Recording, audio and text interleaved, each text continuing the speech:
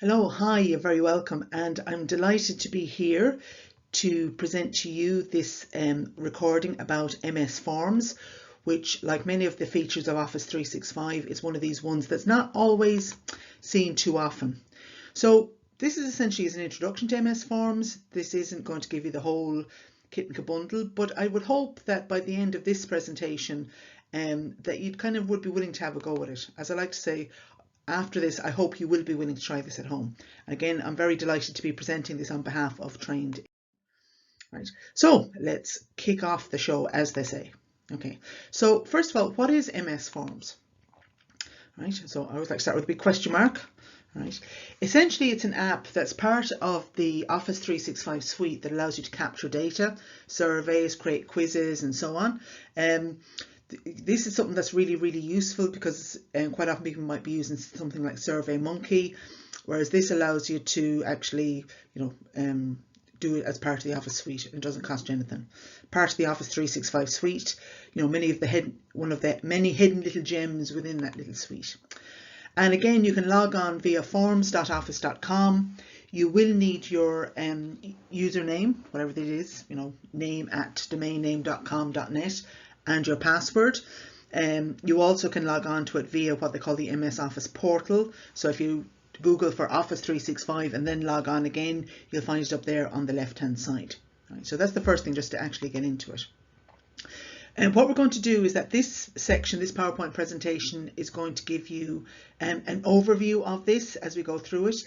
I actually have in the second part of this presentation, there will be, an actual kind of live thing, that live demo, well, live recorded demo, as they say, right, which will show you how it's done. Also to bear in mind, forms are saved automatically actually as you go along. Right. So let's look at creating a form. All right. So when you create a form, you'll see it comes up in the thing, create a new form, and you have new and main options. So the first thing you're going to do is basically add a title and description. Try and make it something that you can remember again. We've all had that case where we've created something and then we can't remember what we called it. So just use that in mind. When you choose the question types, there's 4 main question types. There are other ones, but the ones we want to look at are the 4 main ones. The first one is choice. For example, you can set that as a drop down. Text, e.g. name, email address. A rating, do you want to assign a rating from 1 to 5 or 1 to 4, and also a date. So if you want to actually put the date into it. The next thing we're going to look at, there's also further options within the form creation there's 4 other types of questions you can add. I'm not going to address those in this webinar, but just so that you know what they are. So you can add an option for ranking. So for example, let's say, poor to excellent. You can have what's called a Likert scale, which is statements and options, where you have the kind of questions down the left and then, agree, strongly disagree, and so on. You'll see them a lot on personality questionnaires, the Likert one. File upload. So for example, if you need to upload a load of files, for example, CVs, that would be an option there. And the net promoter score would be how likely are you to recommend. Now, like I said, I don't plan to cover those in this section, but just so you know what they are. Right. We're now going to look first of all at the choice question. Okay, so you type in your options, red, blue, and green. You can add another option, for example, for unknowns. You can specify multiple answer. So can somebody say, I have more than one favorite color, and you can also specify, does it have to be required, that somebody has to answer it, and that will come up with a little red dot on it that tells people, okay, you have to answer this question. Okay, so for example, if you want to get people's names or email addresses, you can make that a required question. Right. The next type of question we have is a text question. All right. So here you can add a subtitle, not in the sense of like a foreign film subtitle, but a subtitle in the sense of a further descriptor of the thing you have. You can add restrictions to the text question. So the text question in some ways is a little bit of a kind of misnomer, in the sense that you can add restrictions and say, look, I just want numbers only. So for example, if you want somebody to put in the number of hours they've done, you can set it up so that all they put in is 1 as opposed to 1 hour, because if you need to do analysis on it later on, if somebody's putting 1 HOUR instead of 1, and that can cause challenges, like if you download it into Excel. Right. You can also allow long answers. So if you want to put in, let's say a long descriptive answer or a narrative answer that allows for long answers. And again, you can also make it required as well. The next type of question we have is the rating one. And you can specify a number of levels. Now 5 is the default. You might say I only want 3 or I might want more, but quite often in the beginning when you're doing this, I think it's a good idea just to say, I just want a default number of questions. That really kind of covers it. Okay. You can use the symbol star, and again, go with the defaults in the beginning, particularly when you're on it. I think there's another rating option in as well. And again, you can make it required. All the questions, they can be required or not, as the case may be. You'll know what you need for your answer. Now, the date one then is kind of interesting. The format, it says in the form, is MDYYY, which is the US format. I did a kind of a search to see what that, and I haven't got a clear answer on it, but that's the bad news. The good news is that when the user is using it, he or she can use a calendar when they're choosing the date, and that might be the easiest thing to use when they're specifying the calendar. And again, you can make it required or not. Okay. Now, you also have a form and a quiz option. The quiz basically is where a user can check the answer. All right. So if you think of a form as being like for capturing data, but creating a quiz, very similar to your forms, very similar. Right. Have a little swing there for a second.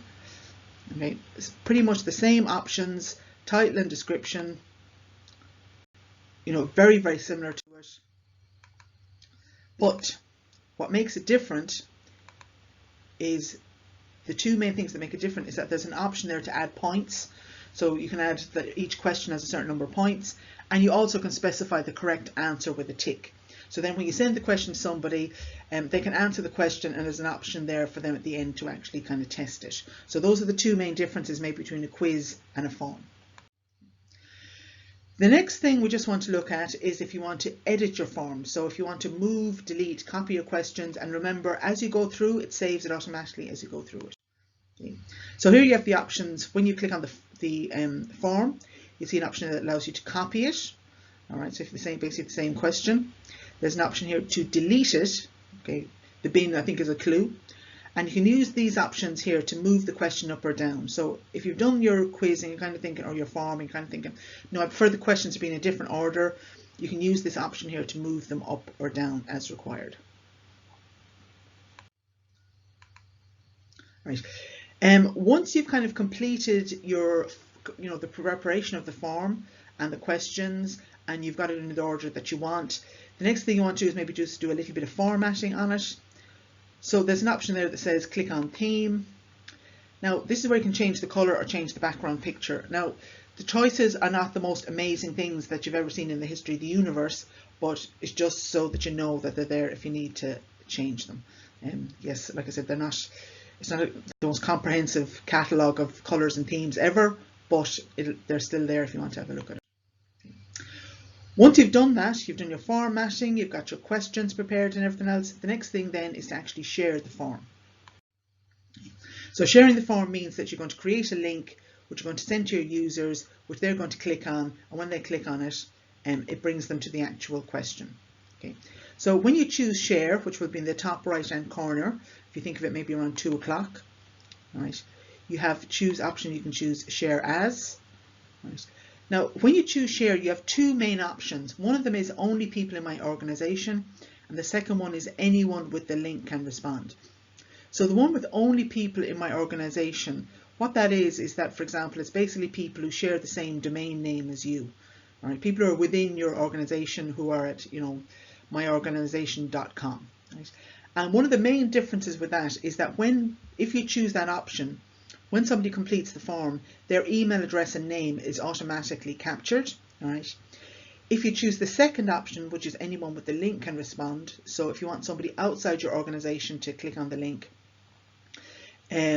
basically anybody can click on it, all right, but you might need to put in an option that says their name and email address, because that will not be captured by default. So just those are maybe the two main differences.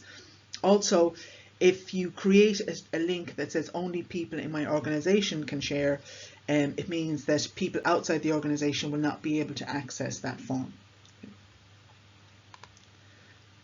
Now, you also have other options about share as. So once you've created the form, you can have a blank version that you can share with your colleagues within your organization. You also can have an option that says share to collaborate. Someone can have a copy, and there is an option in Forms that says shared with me. Right. So in the actual demo that comes after this, I've just given you an example of that, of where it's kind of shared with me. You know, it allows somebody else maybe to have a look at it and say, you know, add this question or remove this question. Now, once you've sent the link, send the link and let people respond. All right, just click and copy. Okay. And you can change the form without changing the link. That's quite important. So if you come back and say, oh, do you know, really I should have reordered it, or I should have added a question, you can do that when you're actually in editing the form. All right, but it means that the link doesn't have to be changed when you've made those changes, which can be very handy. The next bit then is we're going to view the responses. So you've sent out the link, people have answered, and you now want to view what you have. There's three main sections for this. When you click on the form, there's an option there that says view responses. So there you can see the number of responses, and also just to bear in mind that sometimes that doesn't update automatically. So I've had cases where, you know, I know that I've put in maybe 10 responses, or 10 responses have been submitted, but that hasn't showed up automatically on the form. It can take sometimes a few minutes to come through. It also shows you the time to complete, which can be very useful to say to people, you know, this form will take you less than 5 minutes to complete. It means they're more likely to do it. And then there's the summary, which will often give you this little pie chart on it and gives you the latest results.